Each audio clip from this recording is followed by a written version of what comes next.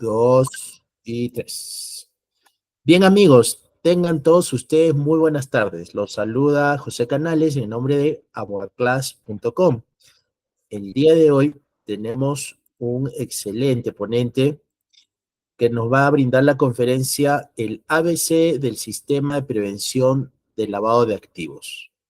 Nos referimos al licenciado Orlando López Jimeno. Él es socio fundador de RIX, consultor senior e implementador de soluciones enfocadas en riesgos. Licenciado en Ciencias Administrativas Policiales y titulado como máster en Gerencia y Administración de la Escuela de Organización Industrial de España. También cuenta con especialización en Compliance y Gobierno Corporativo por la Universidad del Pacífico. Está certificado como ISO 31000 RM y Gestión de Riesgos de LAF por la Universidad Católica Santa María la Antigua de Panamá. Cuenta con amplia trayectoria como docente, investigador académico, conferencista internacional y autor de publicaciones en materia de riesgos. Él también es líder en la implementación de soluciones de servicios de compliance para diversas fintechs en el Perú y es creador de la plataforma automática de gestión de riesgos Watcher Compliance System. Entonces, dejamos en uso de la palabra a nuestro querido amigo Orlando. Bienvenido, Orlando. Muchas gracias José por esta amable invitación. Siempre es un placer poder trabajar juntos temas de naturaleza académica y además orientados sobre aspectos de tanta importancia, diría yo, en el país. El país está sujeto a una serie de amenazas que se están concretando en diferentes niveles. Algunas tienen que ver con delincuencia organizada transnacional, pero otras lamentablemente con algunas disfunciones del Estado, algunas debilidades que tenemos a nivel del Estado que precisamente parece que entran en una relación perversa y que facilitan de que el crimen, con todo lo nefasto que puede acarrear como resultados, siga proliferando y siga creciendo. El Banco Interamericano de Desarrollo nada más estima que alrededor de 7 a 9% del PBI del Perú está compuesto por economía de origen criminal. Eso es gravísimo, teniendo en cuenta que estamos hablando de miles de millones de dólares, que fácilmente con ese dinero se podrían resolver infraestructura, carreteras, hospitales de primer nivel para cada una de las cabeceras de región de nuestro país. Y lo cierto es que la minería ilegal, la corrupción pública, los resultados de la corrupción. Hace poco nada más el contralor Nelson Chac ha hablado de que por segundo año consecutivo el Estado ha perdido por problemas de corrupción y problemas de ineficiencia alrededor de 25.000 millones de soles también. Entonces, estamos hablando de un problema real que tiene a la minería ilegal hoy en día, prácticamente a la cabeza de las amenazas que nosotros tenemos. Luego está la corrupción. En tercer lugar, aparece recién el narcotráfico, que eso antes era impensable. Hasta hace 10 años teníamos pues al narcotráfico y todos sus productos pues arriba. Hoy en día ha sido desplazado al tercer nivel y de ahí ya viene delitos probablemente contra el orden tributario, el contrabando y cosas así, que se van poniendo en la cola de diferentes tipos penales que agreden definitivamente al país. Lo cierto es que más allá de ello, tenemos a las autoridades que también están haciendo su papel, y ese papel tiene que ver con incrementar, diría yo, el número de actividades que están sujetas a obligaciones de control antilavado. En realidad esto viene realmente de la presión de los organismos internacionales que también han ido identificando actividades que son más propensas a ser utilizadas para lavado de activos. Los países como el Perú, que si bien es cierto, hablamos de recomendaciones no vinculantes como las que puede emitir el Grupo de Acción Financiera Internacional, pero que dada la presión política que existe a nivel del global, vamos a decir ya, es naturalmente una exigencia adoptar estas recomendaciones, ¿no? Que poco a poco han ido además perfeccionándose, ya tienen por lo menos 30 años, más o menos, de que este órgano viene emitiendo este tipo de recomendaciones. Y la verdad es que el hecho de que así ocurra también permite establecer un frente homologado de respuesta a actividades que son transfronterizas y que cada vez más no solamente tienen una alta capacidad de agredir el sistema económico de un país, sino en realidad de abarcar a varios países en ese resultado nefasto que puede tener todo este problema de lavado de activos. No vamos a hablar de lavado de activos como tipo penal, ni todos los procesos dentro de este delito de naturaleza compleja ocurren, porque en realidad es un tema que asumimos que es parte, vamos a decir, del conocimiento previo que debemos o podemos tener para poder llegar a lo que va a ser el tema de esta noche, que es cómo podemos implementar un sistema de prevención teniendo en cuenta tres aspectos fundamentales que yo les he denominado el ABC de la prevención del lavado de activos. Y vamos a ir desarrollando cada uno de estos tres pasos con algún nivel de detalle dentro del poco espacio que tenemos de tiempo para poder trabajar, pero que sin duda va a despertar seguramente curiosidad en algunos o interés que podrá ser absuelto en el momento que ustedes lo crean por conveniente, para lo cual desde ya me pongo a sus órdenes. Quiero adelantar que cualquier pregunta que deseen hacer, pues la pueden plantear, la pueden tocar en el momento que ustedes estimen conveniente. Y si no es así, al final igual vamos a dejar un espacio para que puedan ustedes animarse con las preguntas. Y si no es así también, voy a dejar mis datos para que en el momento que ustedes lo consideren, puedan establecer un contacto conmigo también para poder atender sus interesantes, seguramente, consultas que me van a hacer. Muy bien. El sistema de prevención de lavado de activos, además, es regulado. No todas las empresas, si bien es cierto, podrían adoptar voluntariamente un modelo de prevención de lavado de activos, no todas están exigidas a hacerlo.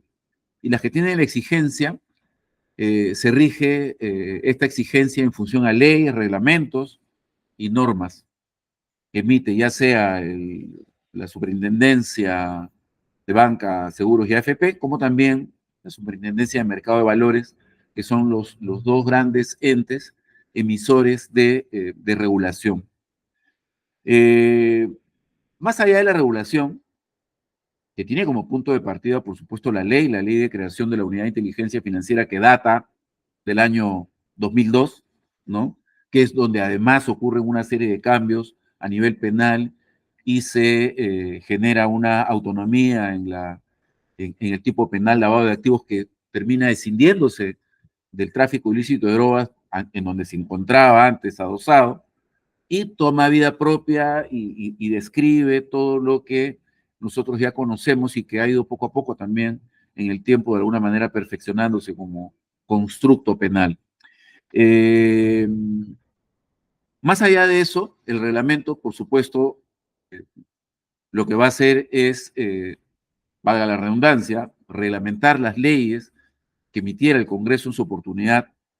Y han habido algunos cambios, algunas leyes que han modificado la ley original, la 27693, y un par de reglamentos también con otras modificaciones que también han tenido por objeto lo mismo, fundamentalmente incrementar el número de sujetos obligados en el tiempo y las normas, ¿no? Vamos a referirnos principalmente al gran regulador que es la SBS.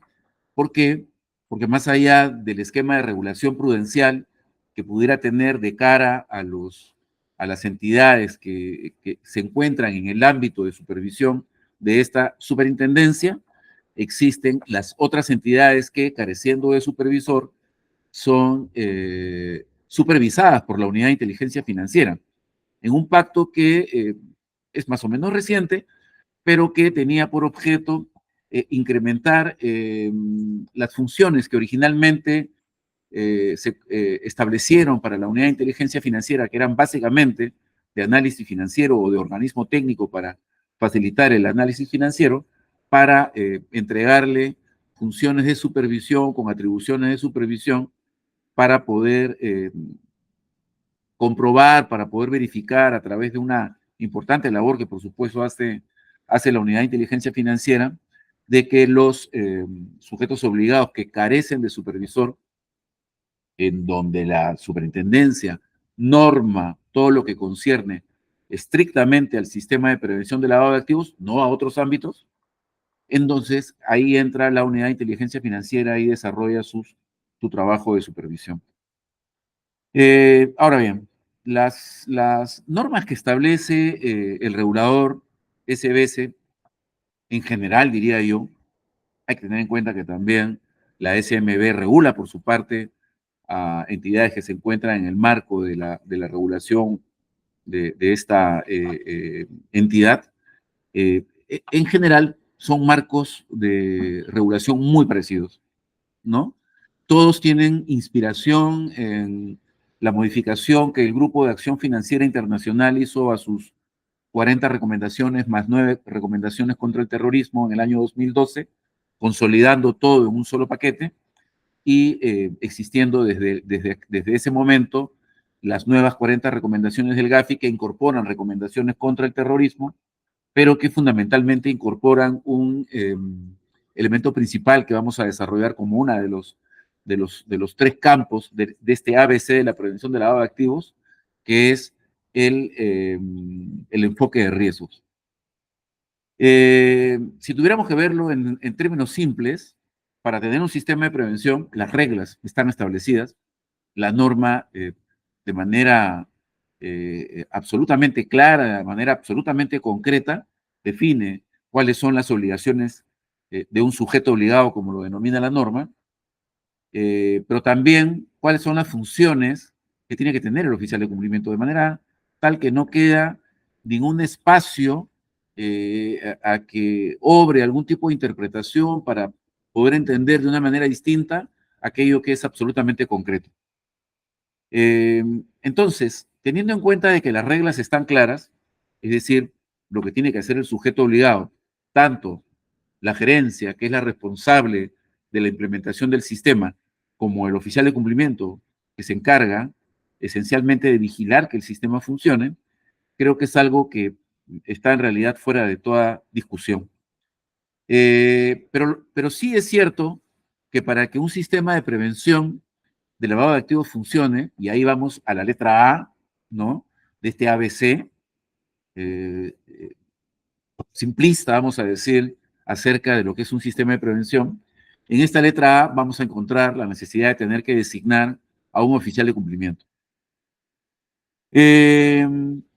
Las entidades más grandes, las entidades financieras, las que pertenecen al mundo de la regulación prudencial, yo creo que tienen sistemas de control bastante maduros y tienen oficiales de cumplimiento con un nivel bastante grande de especialización y además de experiencia, de manera tal que eso es algo que podemos asumir que existe y que funciona más o menos bien. Pero hay un mundo de entidades gigantesco, vamos a decir, de sujetos obligados que están fuera de este control del ámbito de regulación y de supervisión prudencial. Y nos referimos a todas estas entidades que entran en un marco de la regulación que es la resolución SBS 789, y en donde se encuentran agrupados abogados, contadores, notarios, casas de cambio, casas de préstamo, empresas mineras, empresas que venden maquinarias para la minería, empresas que venden aeronaves, embarcaciones, joyeros, es decir, el campo de acción de esta resolución 789 Es un campo de acción sumamente amplio y también tiene capítulos que se denominan de regulación sectorial, que buscan aproximarse más a los modelos de negocio de todas estas actividades que he mencionado, con el propósito de regular aspectos muy específicos, ¿no? Por ejemplo, si hablamos de una umbral de registro de operaciones, en una casa de cambio es $5.000, ¿no? Pero si es en la venta de automóviles, ya vamos a $30.000, o perdón, a 20.000. Si es en la venta de terrenos, vamos a 30.000. Si es en la venta de inmuebles, vamos a 100.000. Entonces, o si son préstamos garantizados, estamos en el orden de los $2.500. Entonces, las normas sectoriales lo que han buscado es establecer algún nivel de especificidad en la realidad del negocio, del sujeto obligado, para trazar algunas reglas de control que se ajusten más a ese tipo de realidades en las que operan estos tipos de negocio, ¿no? Pero más allá de eso, el oficial de cumplimiento, que es a lo que yo me estaba refiriendo, es el funcionario que, por cierto, lo contrata a la empresa privada, no cabe duda, ya sea a través de una relación laboral o una relación contractual, como pudiera ser un contrato de locación de servicios, pero lo que tiene que cumplir este funcionario es lo que el Estado manda. Es decir, lo contrata el privado, pero cumple reglas que las dicta el Estado, de manera tal que queda como que siendo un funcionario algo híbrido, ¿no? Que por un lado cumple, porque es así, obligaciones de la propia empresa, del propio sujeto obligado, de la propia, del privado, vamos a decir, pero en cuanto a la función del oficial de cumplimiento, que además exige en la posición opere una garantía de autonomía e independencia en la función, esas reglas están claramente establecidas por el Estado. ¿Dónde están contenidas? En la norma. ¿Quién dicta la norma? La SBS. ¿Qué toca entonces hacer? Naturalmente toca elegir a la persona que pudiera tener las mejores competencias para poder asegurar de que ese sistema de prevención eh, en cuyos hombros va a reposar esa responsabilidad por hacerlo caminar, sea pues la persona que verdaderamente consiga hacerlo, ¿no? Cuando no, tendrá que buscarse apoyo, asesoría externa, consultoría, para poder apalancar, para poder afianzar algunas cosas que no estén claras, de manera tal que en ningún momento el sistema de prevención adolezca de debilidades en justo la persona que se tiene que encargar de que esto funcione de la mejor forma. ¿Qué dice la norma respecto del oficial de cumplimiento? Que tiene que ser una persona que haya en algún momento, cuando menos, en el ámbito de estos sujetos obligados que carecen de supervisor, tiene cuando menos haber trabajado a órdenes de un oficial de cumplimiento, tener experiencia o conocimientos relacionados a la prevención de lavado de activos, o tener mucha experiencia en el negocio en el que se desenvuelve, ¿no? Entonces, cualquiera de estas condiciones que pudiera tener, cualquiera de las tres en realidad, eh, podrían calificarlo, ¿no? Para que sea oficial de cumplimiento. Entre otras cuestiones más puntuales, como por ejemplo que no esté endeudado, ¿no? Que no tenga antecedentes, cosas como esas, que también forman parte de un requerimiento que está totalmente establecido en la norma y que no hay ni más ni menos que seguir esa pauta para poder designarlo. Este oficial de cumplimiento en sujetos obligados que están en este mundo de empresas que carecen de supervisor natural, eh, no son, vamos a decir, las personas más expertas. Eso lo tenemos que dar por descontado. Es decir, si yo quisiera en un negocio de emprendimiento, como puede ser una casa de préstamos, ¿no? Eh, la creo todo, me dedico a al microcrédito, ¿no? Y quiero poner un oficial de cumplimiento experto, pues lo que pueda ganar, de repente me lo voy a gastar pagando a una persona con el expertise necesario para que se desenvuelva en este tipo de negocio. De manera tal que tenemos que hacer todo un proceso de aprendizaje. La unidad de inteligencia financiera es muy intensa en los cursos de capacitación que da, y cuando no, el oficial de cumplimiento tiene que o autocapacitarse, cosa que no vale como evidencia, vamos a decir, de la capacitación que ha hecho, pero pues el interés, de todas maneras, por capacitarse lo tienes que llevar por ese camino, y cuando no, buscar apoyo en empresas especializadas en este tipo de asesoría que lo pueden ir ayudando, vamos a decir, desarrollando una suerte de programa de acompañamiento para que esta persona en poco tiempo pueda más o menos desenvolverse de la manera más adecuada, porque eso es lo que se espera en una posición de tanta importancia, en donde tiene que tomar decisiones que eventualmente pueden entrar en conflicto con las decisiones del negocio, como puede ser reportar al mejor cliente que tengo en mi cartera, ¿no? Porque no ha mostrado la evidencia necesaria, y me toca eso comunicarlo a la unidad de inteligencia financiera, y eso podría no ser del total, vamos a decir, de total aceptación por parte de la gerencia, ¿no? Es por eso que la norma dice que es un funcionario que tiene que desenvolverse con una garantía de autonomía e independencia, precisamente para poder romper cualquier posibilidad de un conflicto de intereses que pudiera ocurrir. Eh, Visto así, estamos hablando de una persona que en el tiempo debe adquirir la experiencia, debe adquirir las habilidades necesarias en función de programas de entrenamiento, en función ya de entenderse directamente con el problema, pero acá surge un inconveniente, por supuesto, el mundo no es perfecto, ¿no? ¿Por qué? Porque hay emprendimientos en donde el mismo titular del sujeto obligado no tiene más remedio que autodesignarse como oficial de cumplimiento, ¿no? Y es una figura un poco extraña, porque tiene que tanto, vamos a decir, si pudiéramos ponerlo de esta manera, la mitad de su cerebro tiene que pensar en términos comerciales y la otra mitad tiene que pensar en términos de control, ¿no? Es como tener el pie en el acelerador y en el freno a la misma vez. Es difícil, ¿no? Pero eso es lo que la norma también ha establecido como opción cuando la realidad del sujeto obligado es, pues, no permite, ¿no?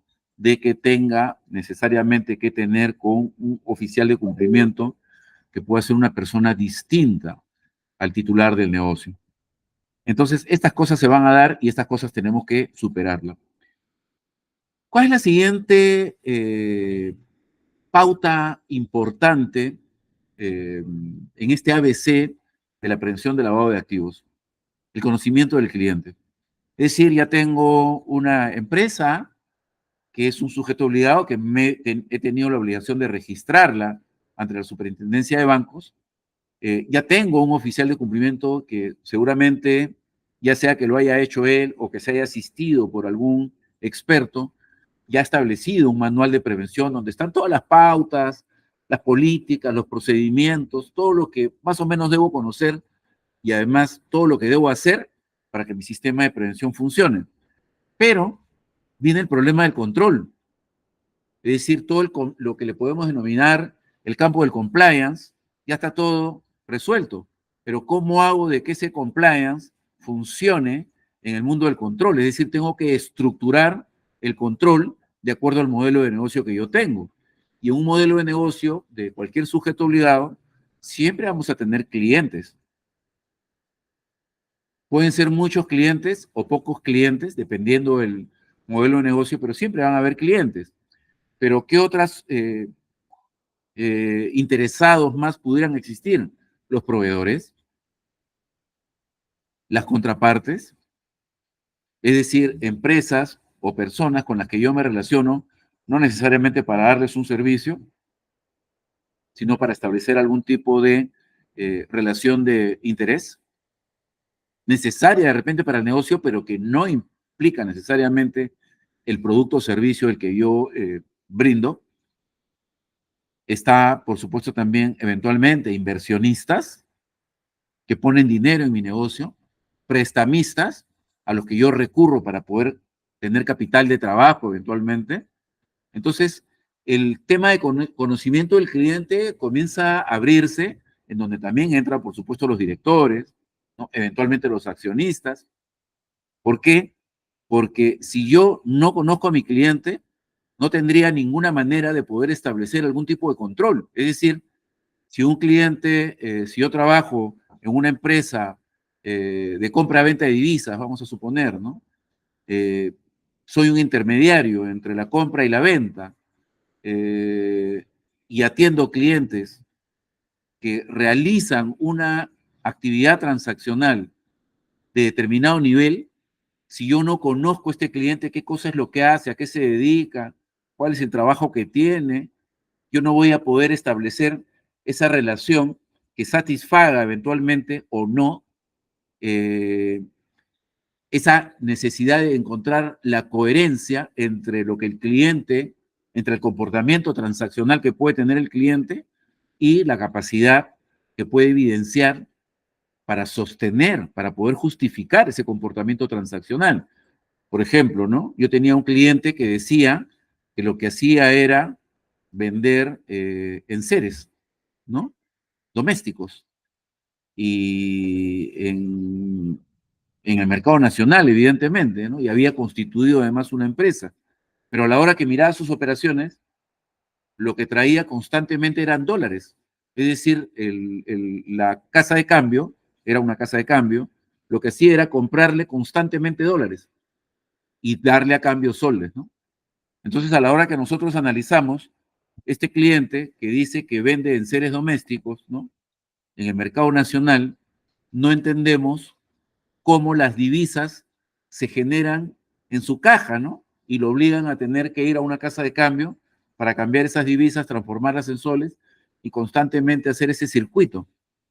A la hora que le pedimos información de debida diligencia, no tiene nada más que decirnos que se dedica a la venta de enseres domésticos, pero la venta de enseres domésticos no genera ingresos de divisas, de manera tal que ahí encontramos una incoherencia transaccional y eso podría suponer la existencia de operaciones inusuales o sospechosas, por supuesto.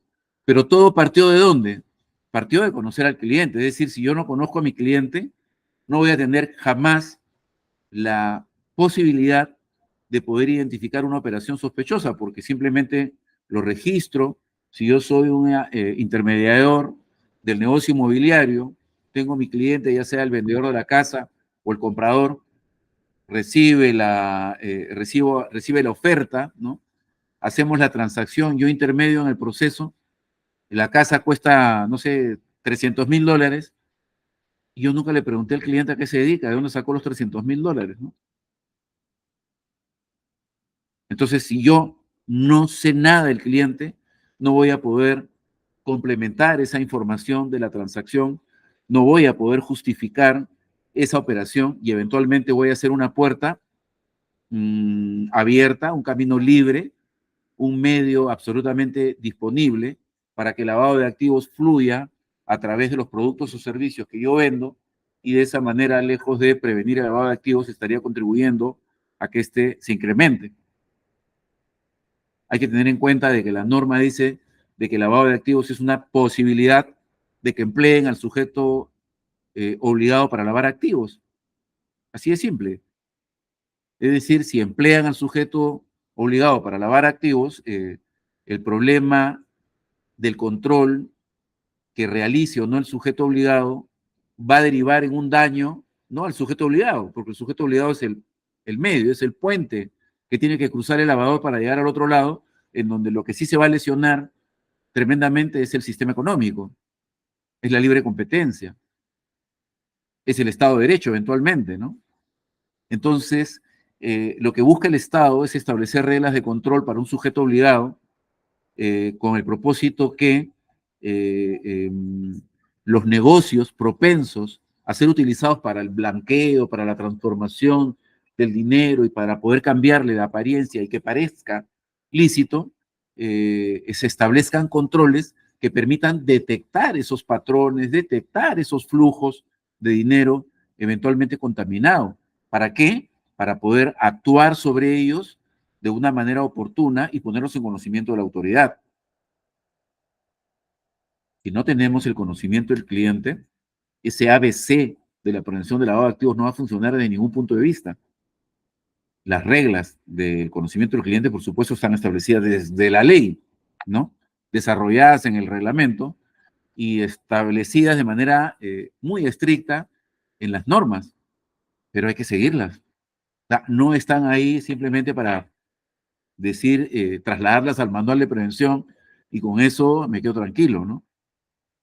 tengo que instrumentar su cumplimiento a través de prácticas, a través de acciones de control, a través de documentar también los procesos de debida diligencia que yo debo hacer en el conocimiento del cliente, pero además bajo un enfoque de riesgos. Les dije hace un momento que el enfoque de riesgos era vamos a decir, el método más eficiente de poder hacer labor de control sobre mis clientes, porque si yo soy una empresa que tiene 10 clientes, probablemente me los conozca a todos, ¿no?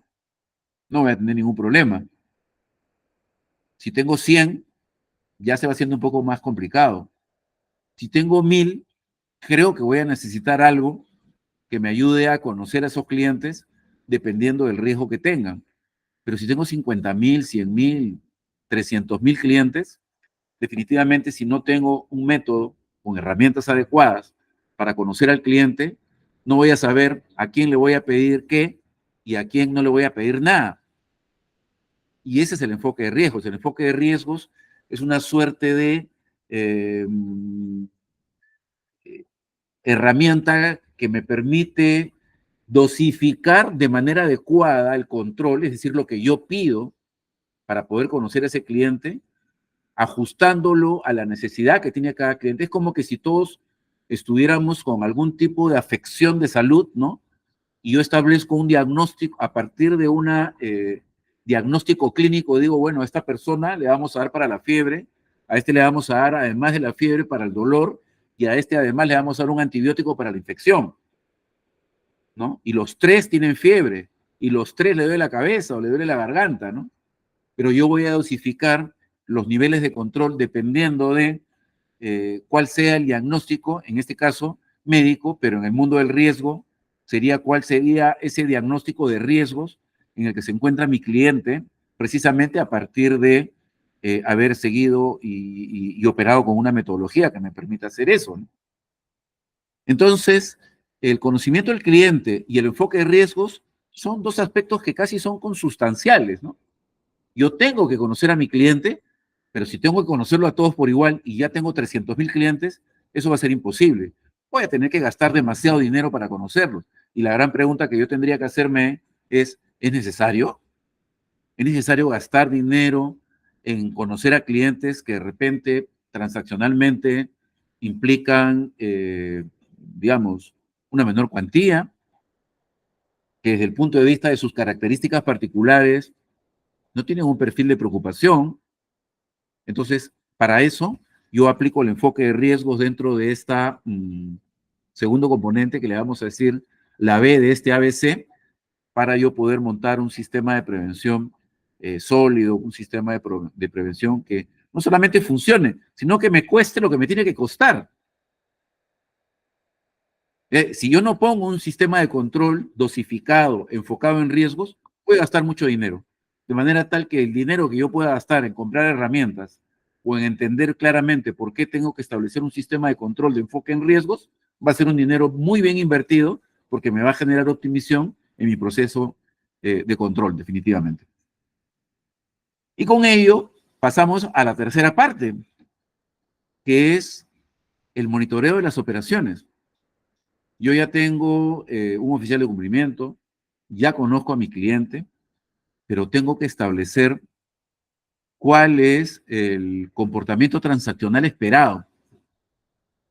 Y yo solamente puedo asumir a priori cuál puede ser el comportamiento transaccional esperado en un cliente, si sé a qué se dedica, si sé más o menos el mercado, el tipo de negocio o el tipo de actividad que desarrolla, cuánto puede generarle, y además conozco las transacciones que ya estoy verificando, ya sea en el día a día, o pueden ser aisladamente, como la compra-venta de un inmueble, la compra-venta de un vehículo, ¿no? Que no ocurre constantemente, por lo general, ¿no? No siempre. Pero conociendo quién es ese cliente, yo puedo más o menos establecer esos umbrales que me permitan a mí desarrollar una labor de control ya en el mundo de la transacción, es decir, en el mundo de la realidad, en donde el cliente está tomando mis productos está tomando mis servicios y en una actividad propensa a ser utilizada para lavar activos y en una actividad en la que yo tengo que diferenciar cuando ese cliente tiene un comportamiento típico, acorde con la actividad que desarrolla y cuando tiene un comportamiento atípico, porque es precisamente en esa atipicidad donde yo voy a tener que hurgar un poco más para poder establecer si estamos frente a una operación sospechosa y en ese caso reportarla a la unidad de inteligencia financiera.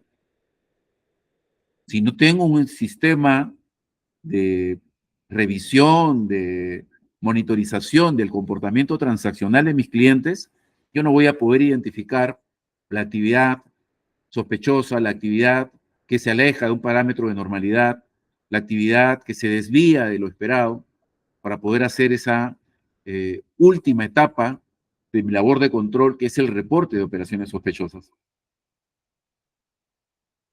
Ese reporte de operaciones sospechosas implica que ese cliente es un lavador de activos. No necesariamente. Claro, podríamos tener un caso que acaba de salir en el periódico, ¿no? No sé, pues se me ocurre la presidenta, ¿no? Dina Boluarte, con su Rolex y todas sus joyas y esa apariencia de ilicitud que hay detrás de lo que parece suponer un enriquecimiento ilícito, hablando solamente por información abierta, porque no tenemos acceso al expediente, ni sabemos, bueno, ni si todavía están, si, acaso, en una etapa de investigación previa, ¿no? Entonces, no hay ninguna sentencia que diga que todo eso es de origen ilegal. No tenemos ninguna doble instancia que haya castigado a esta persona que hemos puesto como ejemplo por lavado de activos o por enriquecimiento ilícito, que sería precedente de lavado de activos, por cierto, ¿no?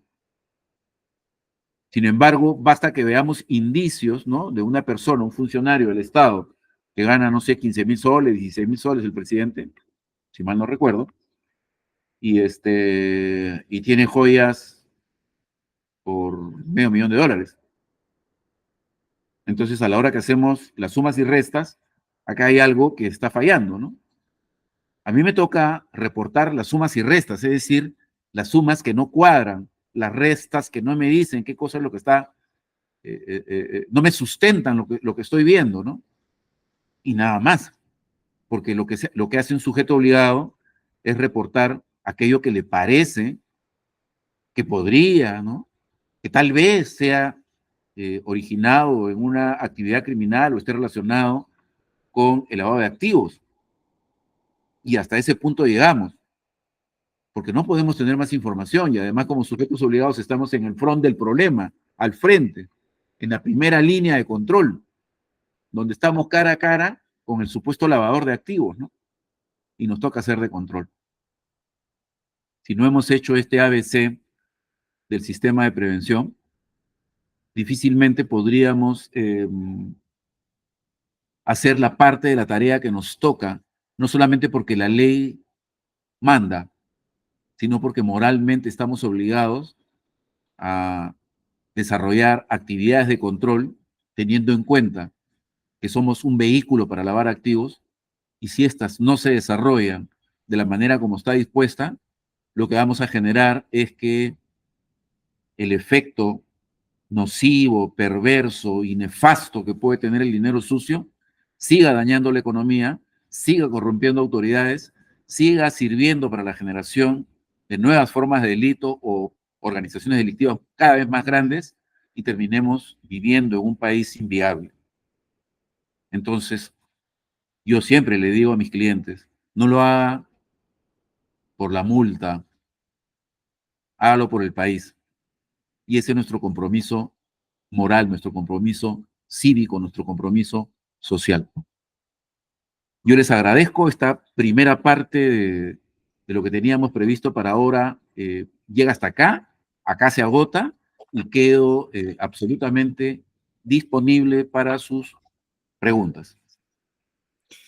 Muchísimas gracias, Orlando. No sin antes felicitarte por la excelente exposición. Bien, por acá nos han hecho llegar algunas preguntas.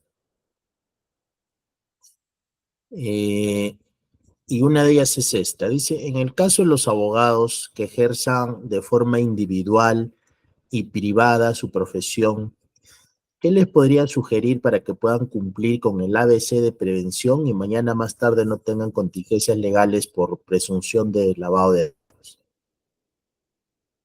Sí, los abogados, hay que tener, habría que, para precisar esta respuesta, invitaría a los abogados a que lean esa parte específica de la norma, porque el ejercicio de la abogacía en sí no condiciona la existencia o la necesidad de tener que incorporarlos, vamos a decir, como sujetos obligados, de manera general, sino determinadas actividades, como puede ser abogados que trabajan en creación o estructuración de empresas, Ya, una que me acuerdo, ¿no? Eh, pero son tres o cuatro eh, funciones muy específicas en las que no solamente pueden participar los abogados, por cierto, sino también los contadores, las que los acercan a la necesidad ni siquiera de tener un sistema de prevención de lavado de activos, déjenme decirles, ¿ah? ya, Sino a la obligación de identificar y reportar operaciones sospechosas que está agregada precisamente a esa condición a la que puede encontrarse, en la que puede encontrarse un abogado si es que desarrolla específicamente ese tipo de actividades. No todas. perfecto, perfecto. Por acá tenemos otra pregunta. Eh, dice, ¿es costumbre en Perú, a propósito del caso de la presidenta y las cuentas bancarias con abonos del Club Apurímac, que los dirigentes de personas jurídicas de hecho o a veces hasta simples redondillas o juntas de dinero entre amigos impliquen recibir transferencias y apeos o depósitos en efectivo en sus cuentas bancarias personales? ¿Cómo podríamos no caer en una presunción de lavado de activos en estos casos? Bueno, acá enfrentamos un par de cosas que hay que tomar en cuenta. La primera es que todo lo que entra en nuestra cuenta, ya sabemos, que va a entrar dentro de lo que de la vigilancia que establece SUNAT. Así que si no nos llaman el próximo mes, nos van a llamar el próximo año o en los próximos 3 años. Por supuesto, dependiendo también de los volúmenes, ¿no? O Claro, sea, si hablamos de algo muy pequeño, pues no va a pasar nada, ¿no? Pero si hablamos que entran 100.000 soles, 50.000 soles mensuales en mi cuenta, porque yo presto mi cuenta para que el club funcione o mi negocio, no sé, hacer ¿cómo se llama? La junta, ¿no? Se la lleve a red, cabo, sí, por supuesto que me va a llamar la atención en principio, de la SUNAT. Y luego viene lo de las obligaciones que tenemos en el campo de la prevención del lavado de activos. O sea, la ley que castiga el lavado de activos, la ley penal, dice el que sabe o puede presumir de que el dinero que está pasando por su eh, ámbito de control, vamos a decir, es decir, mi cuenta, dónde lo guardo, si lo recibo, qué sé yo, dice el que sabe o puede presumir que ese dinero tiene un origen ilícito. Ah, no, pero es de la Junta. Ah, no, pero es del club. Esas son cosas que yo voy a tener que evidenciar. Es decir, si a la presidenta hoy día la agarran y no tiene actas donde firmaron todos los socios que decían que le iban a dar y le iban a depositar en la cuenta y no tiene identificados a todas las personas que pusieron el dinero ahí, se va a meter en problemas, porque no va a poder explicar en términos de razonabilidad cómo era de que su cuenta servía, teniendo en cuenta que ellos además eran una asociación, ¿no? claro, Eran un ente jurídico, debieron haber tenido cuentas a nombre del ente jurídico. Entonces yo prestarme hoy en día para poner mi cuenta, para que se haga alguna actividad por la que mañana más tarde voy a tener que responder, sugiero que cobren por adelantado algún tipo de comisión para que paguen al experto que los va a tener que ayudar cuando les pidan información o al abogado que van a necesitar. De otro modo, la única manera es prevenirlo y no prestar sus cuentas. Así que ese es un comportamiento que sí existe, pero hay que poco a poco ir corrigiéndolo. correcto, correcto. Excelente aporte. Por acá hay otra pregunta relacionada al tema de Bitcoin. Eh, ¿Cuál es el tratamiento legal que viene dando en tu experiencia la SBS con respecto a este criptoactivo y su relación a la prevención para el lavado de activos? En principio, tenemos que considerar de que el año pasado hubo una modificación en el reglamento de la Ley de Creación de la Unidad de Inteligencia Financiera y se incorporó a las empresas que trabajan con activos virtuales como nuevos sujetos obligados. Eso ocurrió el año pasado.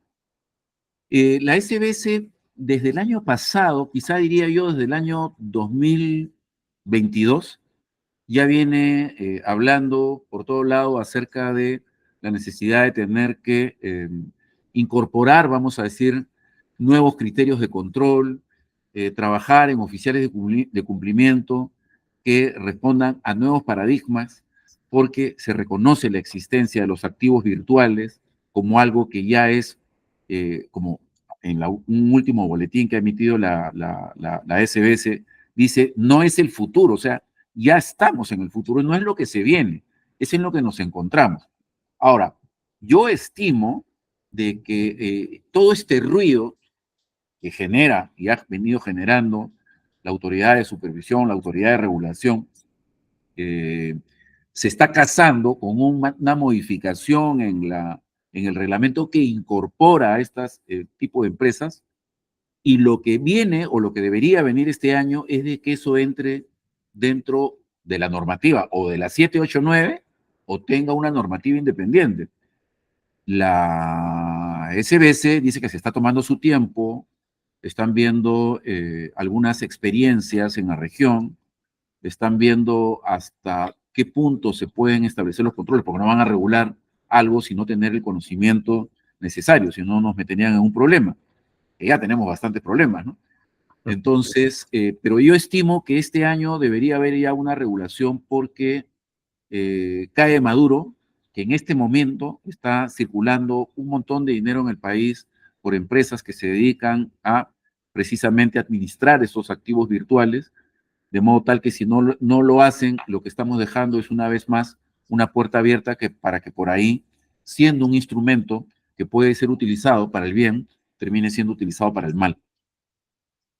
Perfecto. Bien, yo creo que la pregunta también que cae madura es dónde te pueden ubicar, cómo podrían contactarte para a nivel empresarial o a nivel personal, profesional, puedas tú darles los servicios del caso. Sí, yo encantado. Mire, ayer celebramos nuestros 10 años en el mercado. Tenemos 10 años ya acompañando a nuestros clientes en el mundo fintech desde el año 2017, trabajando con empresas de este tipo, que son emprendedores muy potentes, muy ágiles, gente muy inteligente. Y, y todos estos 10 años hemos realmente aprendido bastante. Esto es un negocio en el que nunca se termina de aprender. Si estamos 10 años más en el mercado, seguiremos seguramente aprendiendo 10 años más. Y con todos estos cambios, y ustedes acaban de mencionar los activos virtuales y todo, yo creo que es un aprendizaje constante. Así que les agradezco por la pregunta. Me pueden ubicar a mí, yo soy gerente de RISC. Eh, Voy a dejar mi tarjeta de contacto con José de todas maneras, Claro, claro. que ustedes lo pueden tener, pero de primera mano mi teléfono es el 99-469-3015, 99-469-3015, solo para contratos. Y, y mi correo electrónico es olopez@rmsperú.com.pe, o López todo minúscula @rmsperú.com.pe. Estamos participando en una feria, por cierto, Ujú. este mes en Río de Janeiro, donde estamos llevando un desarrollo que verdaderamente es impresionante. Todo lo que hemos hablado y que parece ser muy laborioso, se va a hacer con la inteligencia artificial y con el uso de la informática de una manera impresionantemente, no diría sencilla, detrás de eso hay toda una complejidad, pero sí con un nivel de optimización verdaderamente envidiable. Así que en eso estamos, eso es lo que ofrecemos dentro de poco, y en el aquí y ahora toda nuestra asesoría, toda nuestra consultoría, y siempre digo, si quieren, los que no hacen la tarea de prevención, el próximo evento que hagan sugeriría que sea un evento de el delito de lavado de activos, todas las connotaciones penales que hay, los castigos, las sanciones, y de verdad son graves y preocupantes. Así que trabajen en la prevención. Y ya, una vez más se lo digo, no lo hagan por la multa, háganlo por el país. Excelente, mi estimado Orlando. Desde ya, bueno, te invitamos a que nos puedas brindar una próxima conferencia, de repente volviendo el evento de Río, nos puedas contar un poquito más cómo es que ahora la inteligencia artificial también puede facilitar estas herramientas de prevención. Antes de despedirnos, nuevamente agradecerte, felicitarte por la excelente exposición y bienvenido siempre a tu casa, abogaclass.com. Bien, Es amigos. un placer. Gracias, Orlando. Bien, amigos, pueden seguirnos en las redes sociales. La conferencia va a estar en nuestro canal de YouTube. También pueden seguirnos a través de LinkedIn, nuestra página web, abogaclass.com.